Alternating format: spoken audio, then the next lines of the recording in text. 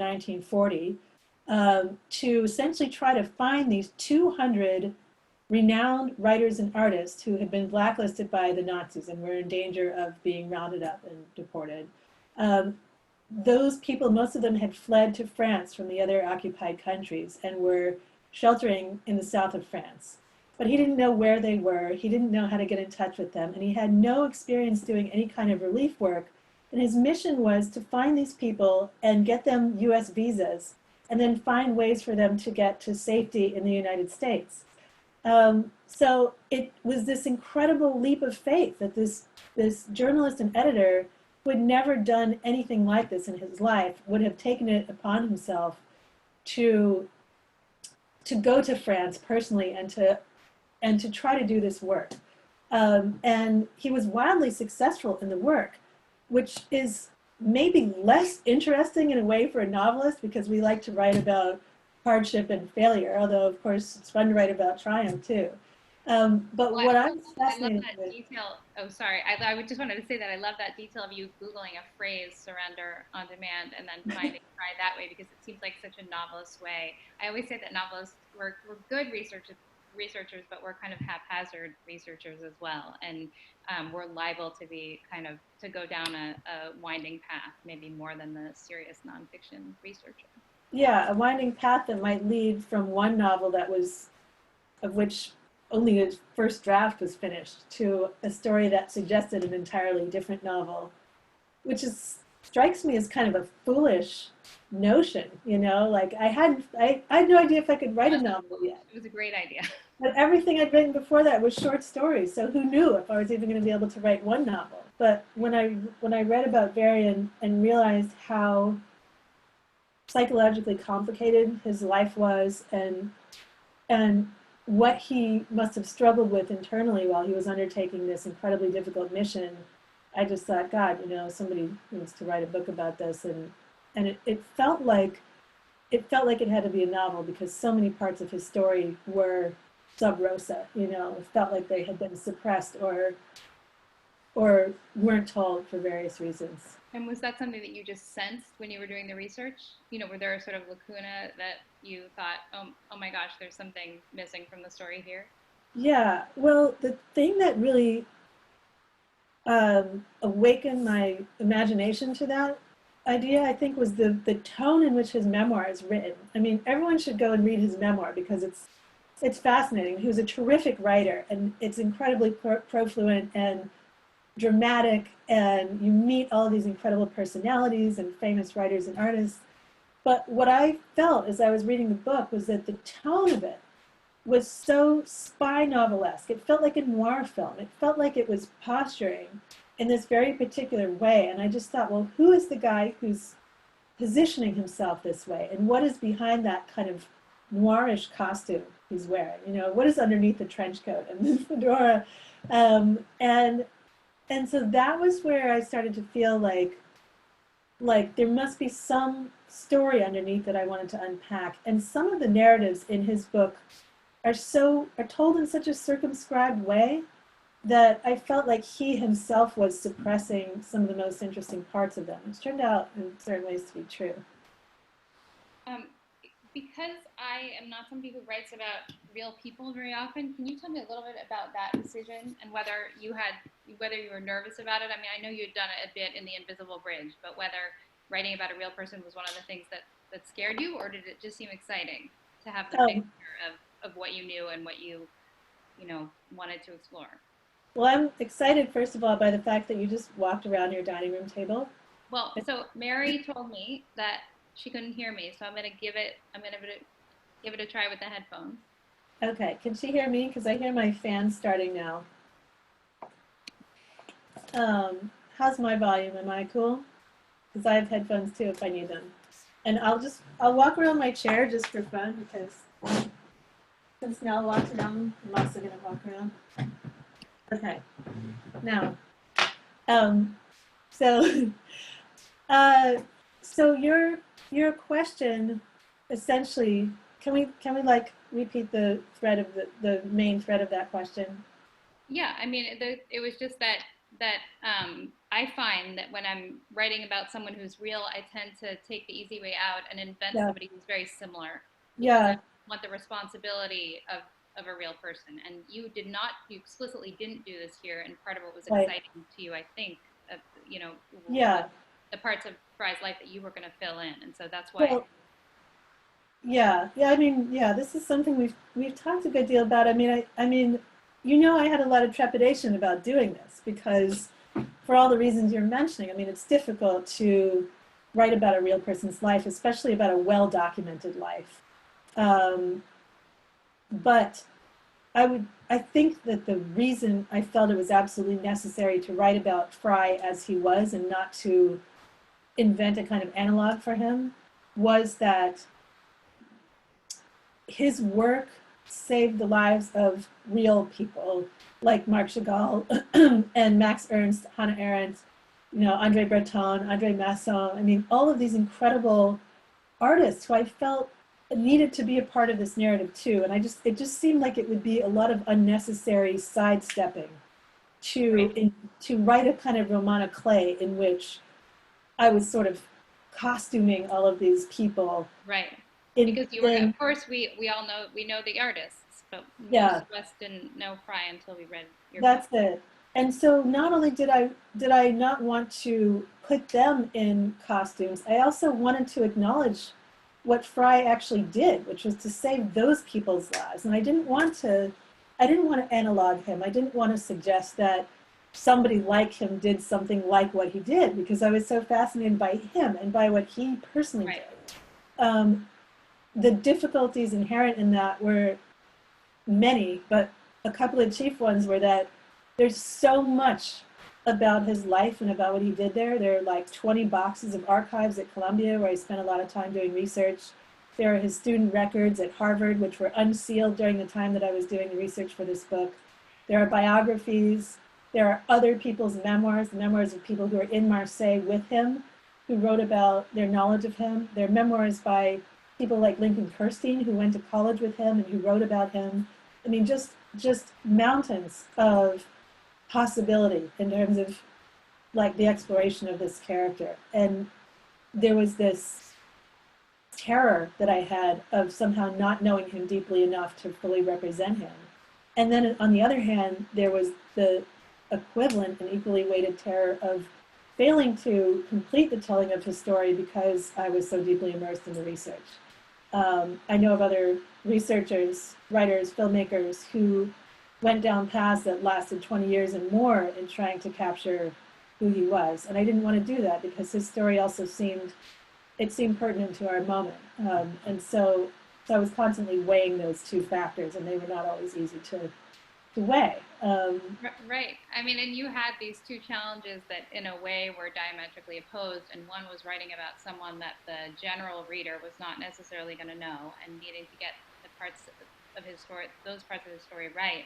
But Mhm. then, there's also the question of writing about World War II, which is not which is not new territory, and talking to audiences all over the world. And I read something about Hungarian audiences reacting to your book and saying that it was a more optimistic take on the war than most American writers have. And I was curious because I'm not familiar with Hungarian attitudes toward fiction about World War II, how you responded to that, and um, whether you agree with that characterization, and I guess in a more frivolous way, whether you think of yourself as an optimistic person, whether that factored in the way you presented the story. I mean, I found, for people who have not read this book yet and who might be thinking, I'm not sure right now, I want to read a book about the Holocaust. This is this book is profoundly joyful without being even slightly dishonest. And I didn't, when you read the scenes of these artists partying in the Villa Bel Air outside of Marseille, and I mean, it's just delightful. It's a book that I read that people say this all the time, and it sounds so trite, but it is a book that I could not put down, even though I was reading it in manuscript. So I'm curious about, you know, you chose to write about the Second World War twice in two successive books, and what's your thought about that? about this. Well, yeah, that was totally by accident. I mean, if we had been in writers group together in 2006 instead of starting it in 2014 as we did, um, I think you would have said to me, and you would have been absolutely right. You know, Julie, you're crazy. Do you really want to do this? Do you really want to spend another like 5 to 10 years in this territory I that's going would have said that, but I would have been wrong. to? Well, you know, I mean, I think that that there was no, it wasn't a plan I had. You know, it was just his story was so interesting. His story in itself was so compelling that I felt like that was where I had to go next in a way. Um, but that question, the observation by the Hungarian literati about the tone of this book and the last book, and whether there's a cast of optimism in the telling of this story that would not have been present in a European writer's telling. I mean, it's fascinating to think of how our personal perspectives, our family history, the lens through which we see history influences our telling. I mean, on, on the one hand, when I was growing up, all of the stories I heard from my mother's side of the family, my mother's family was Hungarian, and my mother's parents were Holocaust survivors, and my mom was born in 1948 and emigrated here in 56. Those stories were incredibly dark, and a lot of the darkest ones of them were suppressed and only just suggested in ways that made them even more scary. But in another sense, those stories were being told from our families' houses here in the States where we were together and we had some degree of security. And so there was always a sense that the struggle had been, that, that every, every difficulty that my family members encountered, every deprivation they had, everything they had to deny themselves over those years, all of it had been worth it because we managed to come out on the other side of it. But that would not necessarily have been true for people who didn't end up coming to the States after, you know, the communist takeover of Hungary and, you know, and the incredible losses that the Hungarian Jewish population suffered during the war and everything else. So even though my family carried those losses, they also, their narrative was a kind of triumphal narrative in a way because they survived. And so I think that did affect the tone of The Invisible Bridge. And in a way, I think it also affected the tone of the telling of this story, which was such a triumphant story, such an unexpectedly triumphant story for Varian, who felt his own limitations in doing this work so profoundly as he undertook it, you know. That's right, and you can feel that in the book. I was hoping to make this more of a conversation and not just me and you. And we have a question from Marianne in the Q&A, and she's saying how much she liked the scenes in the Villa Bel Air that we just mentioned, the surrealist. She says very politely, the surrealist dinner parties. She does not say naked dinner parties. Yeah, But she was curious to know whether these were based on real parties that actually happened. So maybe you could talk about that. That's great. Yeah. Yeah, there's a naked dinner party in the novel. There's a dinner party that's staged by Andre Breton as a kind of joke upon Jay Allen, who Varian Fry's organization back in the States sent to Marseille to replace him as head of the organization because they felt that Varian was breaking too many French laws in trying to get his clients out and therefore potentially compromising the United States diplomatic mission to France. Now, Jay had a very different manner from Varian's and had really no idea how to undertake the work and was planning to do it from a distance instead of doing it from Marseille. And he had a very blustering manner, and he was very angry about some of the decisions Varian made. And Varian's clients and friends were deeply in support of him. And so in this novel, in the telling of the story, I imagine that Andre Breton, who was a trickster and a jokester, might have envisioned a way to essentially render J. Allen naked. And so that's done in the form of a dinner party at which Varian and Jay and others arrive to find that all the hosts and the guests who are already there are devoid of clothes. So there was an analog to this dinner party, but it wasn't in Varian's known experience there.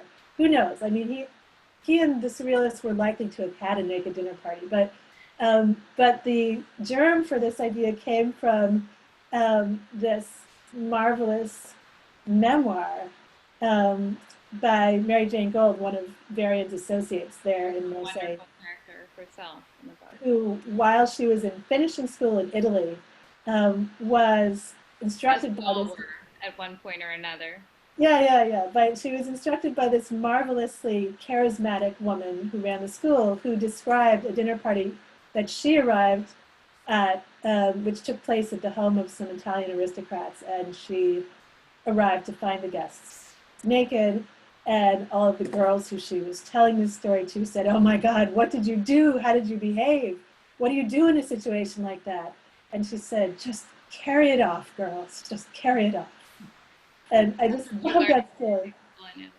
What's that? I said that's what you learn in finishing school, I guess. That's right. You learn how to carry it off. So I don't know. I just thought it would be a shame not to have a naked dinner party in the novel. Yeah. And as long as we're talking about those particular artists, maybe you can tell us a little bit about how artists made it onto Varian's list and what exactly was involved in getting an artist out of France who was wanted by the Nazis at that time. Yes. So the organization Varian formed with some like-minded folks here in the States before he went to France was called the Emergency Rescue Committee. And in the months that preceded his going to France, he and some other members of that organization met with people in the art world in the United States and with refugees from the art world in Europe to try to determine who was most at risk. So they had their meetings at Ingrid Warburg's apartment behind the MoMA, which you can actually see from the back windows of the MoMA. If you go there, you can like. Where? You mean in the cafe in the American wing there? Yeah, if you go to the, and you probably can see it from the cafe. It's if you go to the windows that are like facing out on the more uptown side of the museum. One of those lovely limestone buildings is Ingrid Warburg's former house. And so he met with people like Alfred Barr and Thomas Mann and others who had close connections to the world of art and literature in Europe to determine who were the most deeply endangered artists and who were the artists who kind of deserved the attention of the Emergency Rescue Committee. And this was how were these determinations made? You know, they knew that they had. My next question, right? And how did Varian Fry feel about this power that he suddenly have? I mean, really, of life and death. Yeah, well, they knew that they had a very limited number of visas. Eleanor Roosevelt helped to come up with about 200 visas, which is why there were 200 names on the original list. But they had limited funds, and they knew they had limited time because Varian was always a little bit beneath the law, and they knew that he was in danger of being kicked out of France. And so oftentimes there were, the discussions, these incredibly heated discussions were about whose work merited, continuation in the world. I mean, these really were, in a lot of cases, life and death decisions. I don't know how a person ends up making those decisions. I mean, you and I have both served on fellowship committees and prize committees, and it's difficult enough when, you're giving somebody something that's money, right? nearly honorary, and this was life-saving work, and so at first I think Barian had to be really deeply invested in his organization's mandate to save those whose work was kind of the most prominent and the loss of which would have resonated most loudly within the world. But as soon as he landed in France, as soon as he started to have refugees lining up at the door of his hotel room, pleading for exit, and people telling him their stories, people arriving without portfolios of work, but saying, you know, I've lost everything. Can you please help me? Or hearing about people whose careers were only just started. I mean, Hannah Arendt, when he first encountered her, Right. was a graduate student, barely finished graduate school. The only piece of work of hers that he saw was her PhD thesis, which had come to him by way of a recommendation from Walter Benjamin. And it just, you know, it was on the basis of that recommendation that he undertook to save her. But how many others might there have been who were also at the early stages of their careers who weren't, or he didn't know about and who weren't saved? And I think he began to understand fairly early on that there was an element of moral compromise and even bankruptcy in his mission. And that was why he sought to expand it as much as possible and to raise more money and to stay as long as he could and to find ways to get more visas for everyone who needed a way out. Right, not just artists, but some ordinary people as well. Mm-hmm. Um, and in the chat, Emily is asking whether you have a favorite part of the book or a fact about Varian that you learned that, you know, surprised you and thrilled you, maybe. Uh, yeah, so many things were surprising and thrilling. It's funny, I was just speaking to Anna Winger, whose marvelous series Unorthodox is one of the best things I've seen on TV in a long time. She is fortunately. And hold on, and who's adapting the flight portfolio for television as well? Yes, Important to note. I've been so excited about this. Yeah, she's adapting the flight portfolio for a series. So she asked me a question recently about Barian's involvement with British intelligence.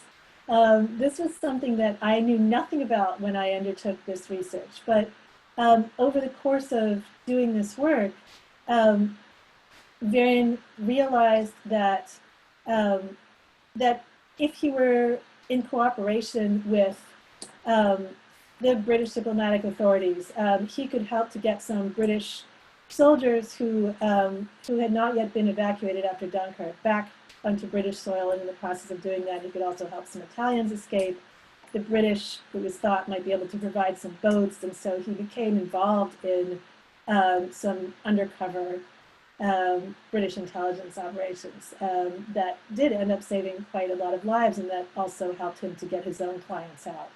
Um, Did you just learn that, or was that something you knew while you were writing the book? yeah, it was definitely something that I had learned about in the course of my research for the book.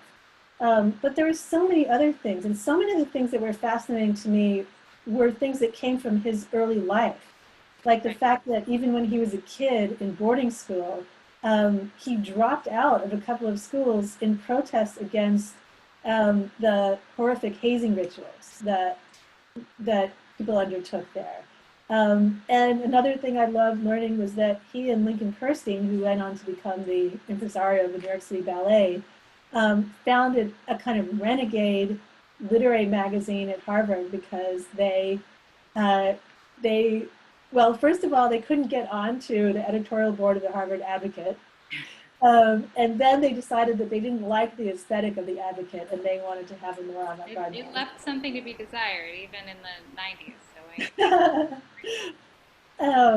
Yeah, and so it was learning all of those surprising um, bits of the narrative that ended up making sense in the context of what he ended up doing, but that taken on their own were kind of more just like parts of components of his personality, things that made up who he was and how he moved through the world. I loved learning those things that were not in his memoir and that I couldn't have found out any other way.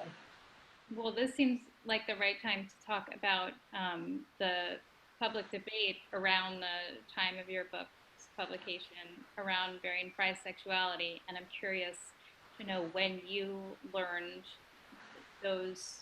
I mean, I hesitate to say facts because there's some, you know, there's been this debate about his sexuality, but I'm wondering, you know, how you addressed that in the book, and how the book has changed the conversation about that part of his life.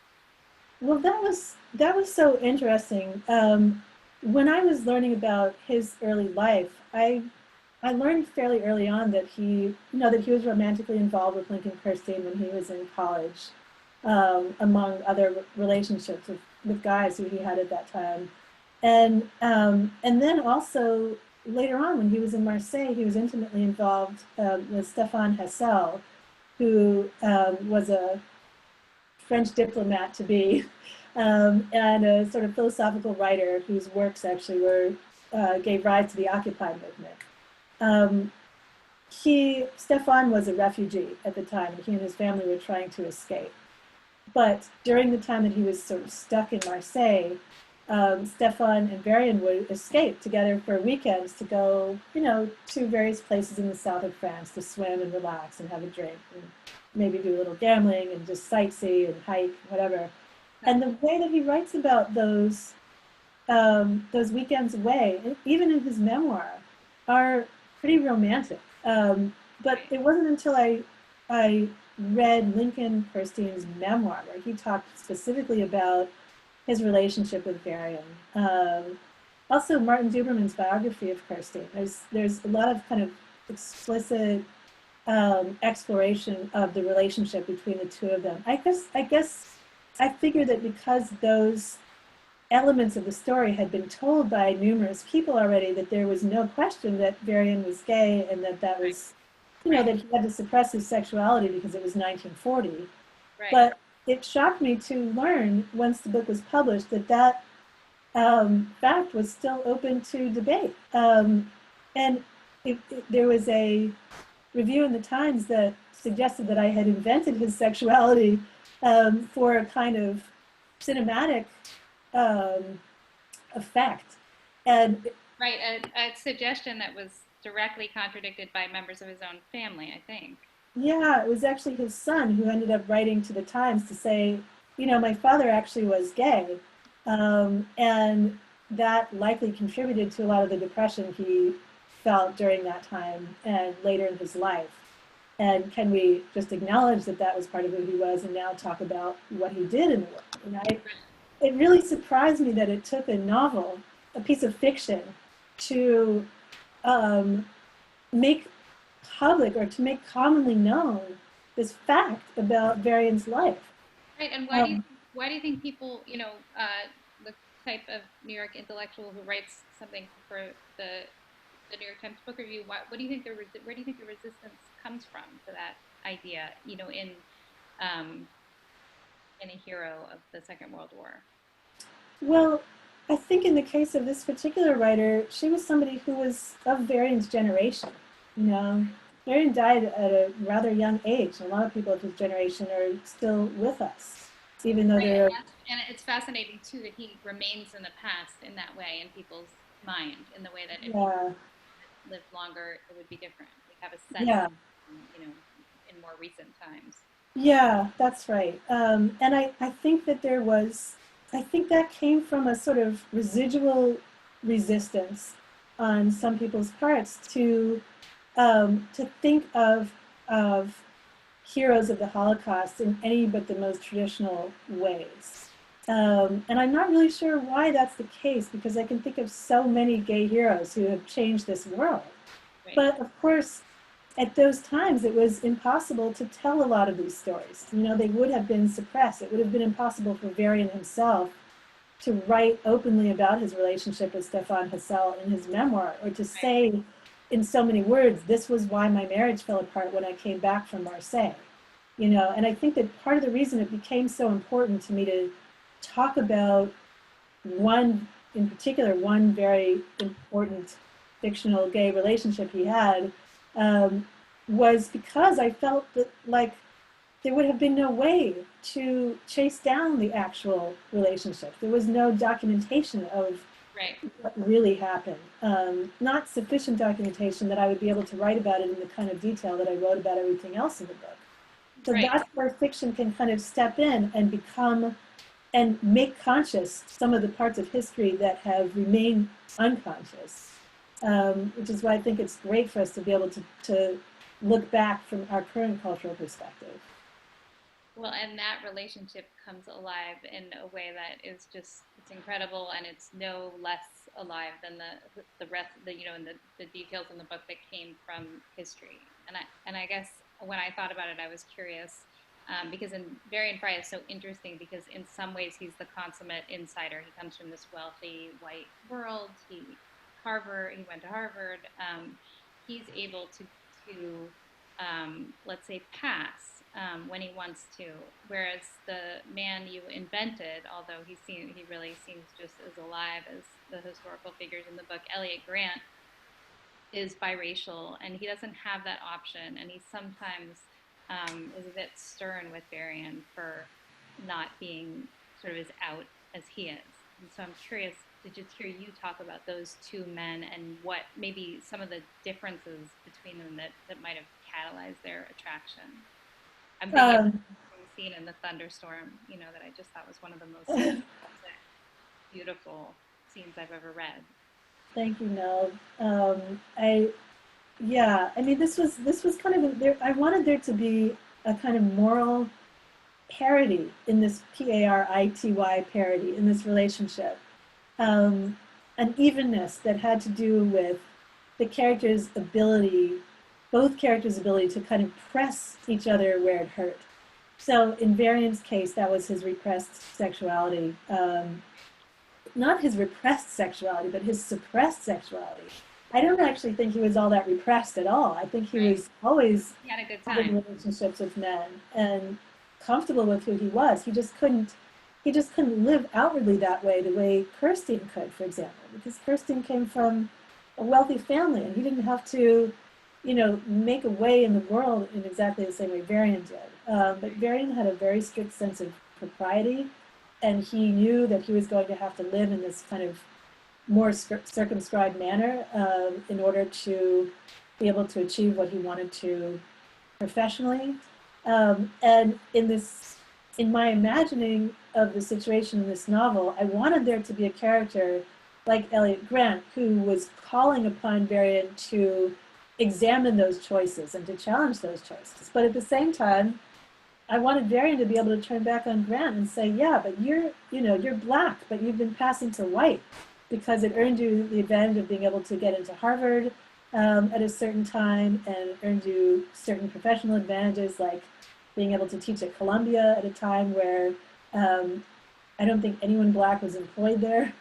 And it was,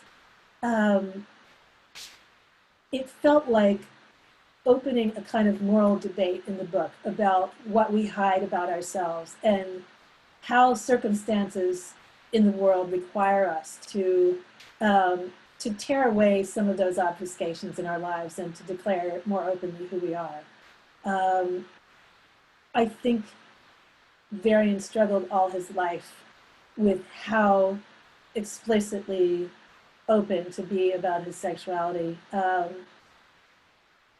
And I don't think it was ever resolved, but we know that when he died, he was in the process of rewriting his memoirs. And I want to know where that manuscript is. I have not come across that manuscript yet. I want to know what it was that he wrote. Are there any clues to where it might be? Maybe it's at Columbia, and I just haven't come across it yet. So that's anyone should have it. It's you. But yeah, the scene that you were talking about where Varian and Grant are riding bikes across a plain in the south of France on their way to Arles. This was a moment where I really wanted the barriers between them to break down. They haven't seen each other. They haven't spent any significant time together since college. Grant kind of disappeared after Varian broke up with him. They had been pretty deeply involved in college. And Grant disappeared after Varian kind of started courting a woman who he greatly admired and whom he later married. And they see each other again in Marseille and immediately become close again because what exists between them is impossible to suppress in some way. And so they decide that they're going to go to Arles together because Barian wants to see a couple of potential clients who are sheltering there. And over the course of their journey there, they're caught in this thunderstorm, and there's nowhere for them to shelter, and they're basically lying side by side on this alluvial plain. That While happens to my husband and I all the time. We're always biking toward Arles, and then we're on an alluvial plain, and then it starts to rain. It's so romantic for us. well, us too.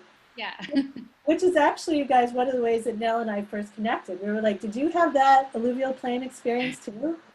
Like, oh my God, that's Yeah, it amazing. was definitely not at a bookstore reading in Phoenix. No, It's definitely more not. romantic than that. Yeah, so We're getting close to our time limit, and I wanted to ask you just quickly one more question.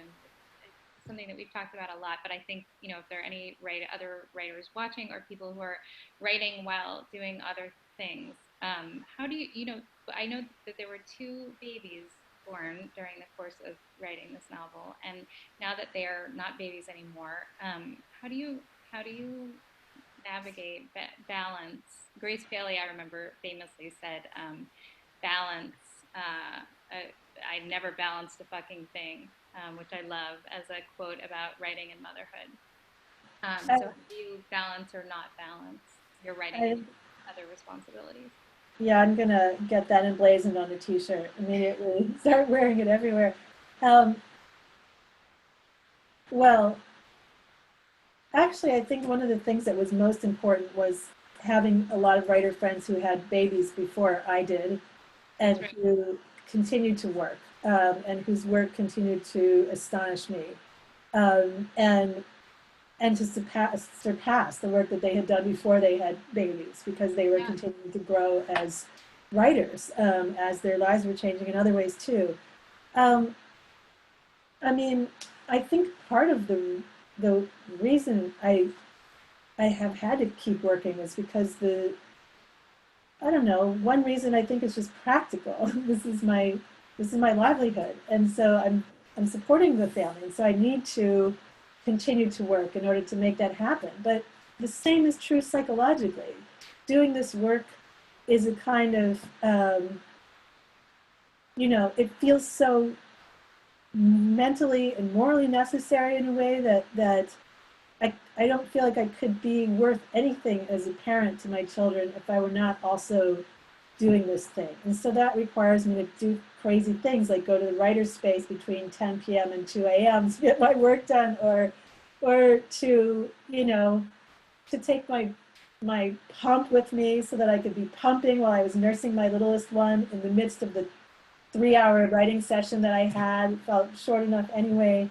It just somehow, I guess what was required was to believe that it was possible to do a lot more than would have seemed likely or conceivable before I had these babies, simply because the alternative was deep unhappiness, probably for everybody. Right. And no longer being the person you are, right? You expand yourself, you're a mother as well, but remaining the person you were before you had the kids. Really, that's a nice note, I think, to end on. And I just wanted to say how grateful we are to Jeff and Matt and Magic City Books for having us.